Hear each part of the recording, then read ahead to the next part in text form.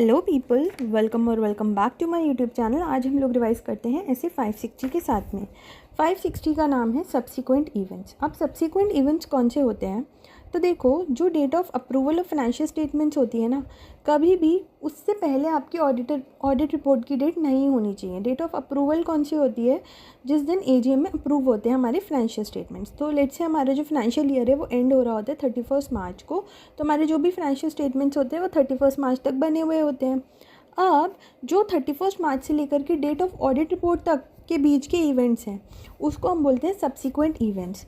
अब subsequent events में भी ना दो तरीके के इवेंट्स होते हैं। एक होता है एडजस्टिंग इवेंट, जो हम लोगों ने इंडेक्स 10 में पढ़े हैं। Adjusting, non adjusting. Adjusting event मतलब जिसकी कंडीशन एग्जिस्ट कर रही हो, और नॉन एडजस्टिंग मतलब जिसकी कोई कंडीशन फाइनेंशियल स्टेटमेंट डेट पे एग्जिस्ट नहीं कर रही हो। तो वो होते हैं हमारे adjusting and non adjusting events. Now हमको ना केवल और केवल उन वाले इवेंट्स का एडजस्टमेंट करना होता है जो एग्जिस्टिंग इवेंट्स होते हैं, यानी कि जिसकी कंडीशन फाइनेंशियल स्टेटमेंट स्टेट पे एग्जिस्ट कर रही होती है। ऑन दी अदर हैंड, हम नॉन एडजस्टिंग इवेंट्स का कोई भी इफेक्ट जो है वो एडजस्ट नहीं करते, we just give the disclosure. ठीक है, तो एक तो आपका हो गया वो वाला पीरियड कि आपकी फाइनेंशियल स्टेटमेंट्स की एंडिंग डेट क्या थी, उससे लेकर के ऑडिट रिपोर्ट तक की डेट का जो भी पीरियड है उसको हम बोलते हैं सब्सिक्वेंट इवेंट्स। और आपके कुछ इवेंट्स ऐसा भी हो सकता है कि डेट ऑफ ऑडिट रिपोर्ट के बाद के इवेंट्स हो, लेकिन अगर आपको वो उन इवेंट्स के बारे में पहले पता लग जाता या वो इवेंट्स अगर पहले हो जाते तो आपकी ओपिनियन कुछ और होती, तो वो इवेंट्स को भी हम बोलते हैं सब्सिक्वेंट इवेंट्स। तो there are two types of subsequent events. एक वो इवेंट होते हैं जो फाइनेंशियल स्टेटमेंट डेट से लेकर के ऑडिट डेट तक है। जैसे सपोज आपका जो फाइनेंशियल स्टेटमेंट्स का जो डेट है वो है 31 मार्च एंड आप ऑडिट कर रहे हो 31 दिसंबर को, तो 31 मार्च से लेकर के 31 दिसंबर तक का जो पीरियड होगा that is known as subsequent events. उसके बाद में जो 31 दिसंबर के बाद का इवेंट होगा ना, वो भी हम सब्सिक्वेंट इवेंट्स बोलते हैं। ठीक है, तो हम बात कर लेते हैं उस वाले पीरियड की पहले जो इवेंट्स हमारे डेट ऑफ फाइनेंशियल स्टेटमेंट से लेकर के डेट ऑफ ऑडिट रिपोर्ट तक हैं, तो उसमें हमारी क्या प्रोसीजर्स लगेंगे। तो इसके लिए सबसे पहले तो देखो, आप ये हर चीज़ में लिख सकते हो obtain sufficient and appropriate audit evidence that all subsequent events that require adjustment और डिस्क्लोजर हैव बीन आइडेंटिफाइड। तो ऑडिटर के पास में sufficient and appropriate audit evidence आ जाना चाहिए कि मेरे को जो जो इवेंट्स का एडजस्टमेंट करना है और डिस्क्लोजर करना है वो मैंने आइडेंटिफाई कर लिया, मतलब मैंने ये देख लिया है कि कौन से इवेंट्स एडजस्टिंग हैं कौन से नॉन एडजस्टिंग है। अब वो कैसे करेगा, उसके लिए क्या क्या प्रोसीजर्स करेगा? तो देखो, सबसे पहले तो वो अंडरस्टैंडिंग लेगा उन प्रोसीजर्स की जो मैनेजमेंट कर रही है, because ultimately it is the responsibility of management only कि उनको ये इंश्योर करना चाहिए कि जो भी सब्सिक्वेंट इवेंट्स हैं उन्होंने उसको आइडेंटिफाई कर लिया है, राइट। उसके बाद में सबसे पहले उसने समझ लिया कि क्या प्रोसीजर्स मैनेजमेंट ने TCWG ने लगाए हैं। अब वो क्या करेगा, अब वो इंक्वायर करेगा, इंक्वायरिंग ऑफ मैनेजमेंट और TCWG whether any subsequent event have occurred that effect the financial statements, right. उसके बाद में थर्ड चीज़ वो क्या करेगा, मिनट्स ऑफ मीटिंग्स रीड करेगा एंटिटी की ओनर, मैनेजमेंट, TCWG की जो फाइनेंशियल स्टेटमेंट डेट के बाद हुआ है, और उन मिनट्स में जो जो डिस्कशन हुए हैं ना वो भी डिस्कस करेगा मैनेजमेंट और TCWG के साथ में। और वो एक चीज़ और करेगा, इंटरिम फाइनेंशियल स्टेटमेंट्स जो हैं उनके भी लेटेस्ट वाले वो मंगवा लेगा।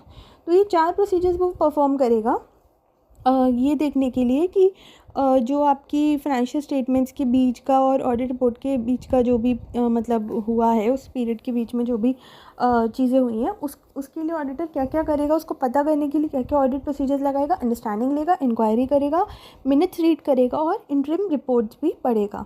ठीक है, अब as a result of all the procedures जो उसने परफॉर्म किया, अगर उसको ऐसा लगता है कि कोई ऐसा इवेंट है जिसका एडजस्टमेंट करना चाहिए या डिस्क्लोजर करना चाहिए, तो वो ये देखेगा कि क्या उस इवेंट का डिस्क्लोजर या एडजस्टमेंट हुआ है। ठीक है, और वो इस चीज़ की रिटन रिप्रेजेंटेशन भी लेगा मैनेजमेंट से कि आप जो हो सारे के सारे सब्सिक्वेंट इवेंट्स जिसमें फाइनेंशियल रिपोर्टिंग फ्रेमवर्क में एडजस्टमेंट लिखा है या डिस्क्लोजर लिखा है वो आपने डिस्क्लोज और एडजस्ट कर दिया है। हम रिटन रिप्रेजेंटेशन इसलिए लेते हैं जिससे कि हमारे पास में प्रूफ हो आगे चल के कि देखो देखो मैनेजमेंट ने तो हमें खुद ही बताया था कि उन्होंने सारी चीज़ें कर रखी हैं, राइट। उसके बाद में स्पेसिफिक इंक्वायरीज, ये क्वेश्चन आपको अलग से आ सकता है that what are the specific inquiries to evaluate the subsequent events. तो जब हम मैनेजमेंट से एंड TCWG से इंक्वायरी करेंगे ना कि क्या आपने सब्सिक्वेंट इवेंट्स की इफेक्ट दिया है या नहीं दिया है, तो उसमें हम क्या क्या इंक्वायरी करेंगे कि जैसे सपोज़ कोई कैपिटल में इंक्रीज़ तो नहीं है, या कोई इशुएंस ऑफ डेट तो नहीं है, कोई असेट्स जो हैं वो अप्रोप्रिएट तो नहीं कर रहे हैं गवर्नमेंट ने, या कोई असेट्स डिस्ट्रॉय तो नहीं हुए हैं। उसके बाद में कुछ इवेंट्स ऐसे तो नहीं है जो रिकवरेबिलिटी ऑफ असेट्स के बारे में बात करते हैं, कुछ न्यू कमिटमेंट्स, बोरिंग्स या गारंटीज़ तो नहीं आई हैं, कुछ सेल्स या एक्विजिशन ऑफ असेट्स तो नहीं हुआ है। तो ये सारी की सारी स्पेसिफिक इंक्वायरीज़ जो सेकंड पॉइंट में था ना प्रोसीजर में, वो इंक्वायरीज़ ये वाली सारी करेगा। तो इसमें हम एक काम करते हैं, 5 पॉइंट्स कोई भी रट लेते हैं। सबसे पहले तो देखो कमिटमेंट वर्ड तो आप लोगों को अच्छे से पता ही होगा कि क्या होता है ये। तो वेदर न्यू कमिटमेंट्स, बोरिंग्स और guarantees have been entered into, ठीक है, तो कमिटमेंट हो गया। उसके बाद में क्या आपने कोई एसेट को एक्वायर या सेल तो नहीं करा है, तो वो भी देख लो। फिर इंक्रीज़ या डिक्रीज़ तो नहीं हुआ है कैपिटल। अब इंक्रीज़ कैसे होता है कैपिटल, इंक्रीज़ करके, और या फिर डिक्रीज़ कैसे होता है, मतलब लायबिलिटी इंक्रीज़ हुई है, इशुएंस ऑफ डेट इंस्ट्रूमेंट्स और ये सब। उसके बाद में कहीं ऐसा तो नहीं कि आपने कुछ प्रोविजंस बनाए हैं, कहीं ऐसा तो नहीं कहीं आपका एसेट डिस्ट्रॉय हो गया है। तो ये कोई भी 4-5 पॉइंट्स आप याद कर लो। तो न्यू कमिटमेंट्स, सेल्स और एक्विजिशंस, इंक्रीज इन कैपिटल और issuance of debt, appropriation by government और destroyed of assets, and recoverability of assets and measure of estimates. ठीक है, तो ये कुछ स्पेसिफिक इंक्वायरीज़ हैं जो ऑडिटर करेगा फ्रॉम द मैनेजमेंट। इसको प्लीज़ लर्न कर लेना, 3-4 बार लिख के देखोगे अच्छे से हो जाएगा। अब इसके बाद में आते हैं हम उन वाली एडजस्टमेंट्स पे, उन वाले फैक्ट्स पे जो हमको ऑडिट रिपोर्ट के बाद में पता लग रहे हैं। तो ऑडिट रिपोर्ट भी आपने बना दी अब तो अब अगर आपको कुछ ऐसे फैक्ट्स पता लग रहे हैं तो अब आप क्या करोगे। तो facts which become known to the auditor after the date of auditor report but before the date of financial statements are issued, मतलब ऑडिट रिपोर्ट के तो बाद में, बट फाइनेंशियल स्टेटमेंट इशू होने से पहले। तो ऑडिटर की कोई भी ऑब्लिगेशन नहीं है to perform any audit procedure regarding financial statements after the date of auditor report. ठीक है, वैसे तो देखो ये लोग बोल रहे हैं कि कोई भी आपकी ऑब्लिगेशन नहीं बनती है, लेकिन if a fact become known to the auditor that may have cause the auditor to amend the audit report, मतलब कि अगर ये फैक्ट मुझे पहले पता होता तो मैं क्या कर देता, मैं जो हूँ ये ओपिनियन देता ही नहीं है, मुझे अमेंडमेंट करनी पड़ेगी अपनी ऑडिट रिपोर्ट में। अगर कुछ ऐसा बहुत बड़ी उसको चीज़ पता लगती है तो फिर वो क्या करेगा, डिस्कस करेगा मैनेजमेंट से और TCWG से, और देखेगा कि क्या मुझे फाइनेंशियल स्टेटमेंट्स में अमेंडमेंट करने की ज़रूरत है। और मैनेजमेंट से भी पूछेगा कि आप हमें ये बताओ कि आपने इस मैटर को कैसे एड्रेस किया है अपने फाइनेंशियल स्टेटमेंट्स में। तो अगर मैनेजमेंट और TCWG ने अमेंड कर दिए फाइनेंशियल स्टेटमेंट्स, तो फिर ऑडिटर क्या करेगा, इस carry out audit procedure on amendment, इस अमेंडमेंट पे ऑडिट प्रोसीजर करेगा और एक न्यू ऑडिट रिपोर्ट देगा अमेंडेड फाइनेंशियल स्टेटमेंट्स में, और इसमें वो एम्फेसिस ऑन मैटर या अदर मैटर पैराग्राफ भी देगा।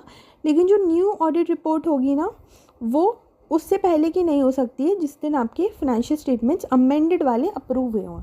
अब देखो, मैंने आपको ये स्टार्टिंग में बताया था कि आपकी जो ऑडिट रिपोर्ट है ना, वो आपके अप्रूवल ऑफ फाइनेंशियल स्टेटमेंट से पहले नहीं हो सकती है, उससे पहले की डेट की नहीं हो सकती है। जैसे सपोज़ आपके फाइनेंशियल स्टेटमेंट्स अप्रूव हुए हैं फरवरी नेक्स्ट ईयर के, और आपने जो है ऑडिट कर दिया 31 दिसंबर को ही, तो आपकी ऑडिट रिपोर्ट जो है वो 31 दिसंबर की नहीं हो सकती है। उसी तरह से लोग ये बोल रहे हैं कि अगर फाइनेंशियल स्टेटमेंट्स को अमेंड करने की ज़रूरत थी और ऑडिटर ने मैनेजमेंट ने या TCWG ने उसको अमेंड कर दिया, तो फिर ऑडिटर क्या करेगा, उस अमेंडेड फाइनेंशियल स्टेटमेंट्स पे अपनी रिपोर्ट देगा, एंड उन अमेंडेड फाइनेंशियल स्टेटमेंट्स के अप्रूवल के बाद ही वो ऑडिट रिपोर्ट को डेट कर सकता है। ठीक है, उससे पहले की डेट की वो ऑडिट रिपोर्ट नहीं कर सकता।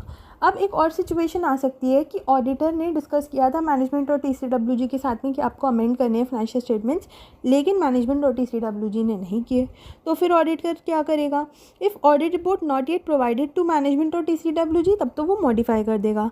लेकिन अगर वो ऑडिट रिपोर्ट उसने मैनेजमेंट और TCWG को दे दी साइन करके, फिर क्या करोगे, फिर आप क्योंकि एक ऑडिटर हो, आपके ओपिनियन के ही बेसिस पे इतने सारे लोग जो हैं आपके भरोसे बैठे हुए हैं, तो you have the whole responsibility for their investment. ठीक है, तो फिर आप क्या करोगे, कोई भी अप्रोप्रिएट एक्शन लोगे कि जिससे कि आपकी रिपोर्ट पे रिलायंस प्रिवेंट हो जाए।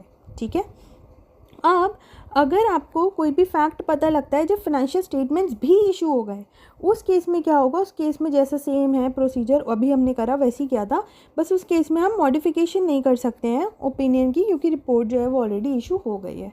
तो हम लोग केवल और केवल अगर हमें कुछ भी ऐसा बहुत मेजर फैक्ट पता लग रहा है फाइनेंशियल स्टेटमेंट्स के भी इशू होने के बाद में, तो हम केवल और केवल क्या कर सकते हैं, ऐसा कुछ एक्शन ले सकते हैं जिससे हमारी रिपोर्ट पर रिलायंस ना हो, या फिर हम मैनेजमेंट से रिक्वेस्ट कर सकते हैं कि आप प्लीज़ इन फाइनेंशियल स्टेटमेंट्स को अमेंड कर दो, ठीक है ना। So this was all about ऐसे 560। I hope that this helps you. इसमें मुझे बस एक वाला ये स्पेसिफिक इंक्वायरी वाला थोड़ा सा टेक्निकल लगा पर्सनली भी याद करने में। तो new commitments, increase in capital, sale, recoverability और development regarding contingencies, measurement of estimates, अभी तो हो गया है। एक दो बार लिख के देख लूँगी तो मुझे भी हो जाएगा और आप भी अच्छे से इसको याद कर लेना। चलिए मिलते हैं फिर नेक्स्ट वीडियो में। Thank you so much for listening.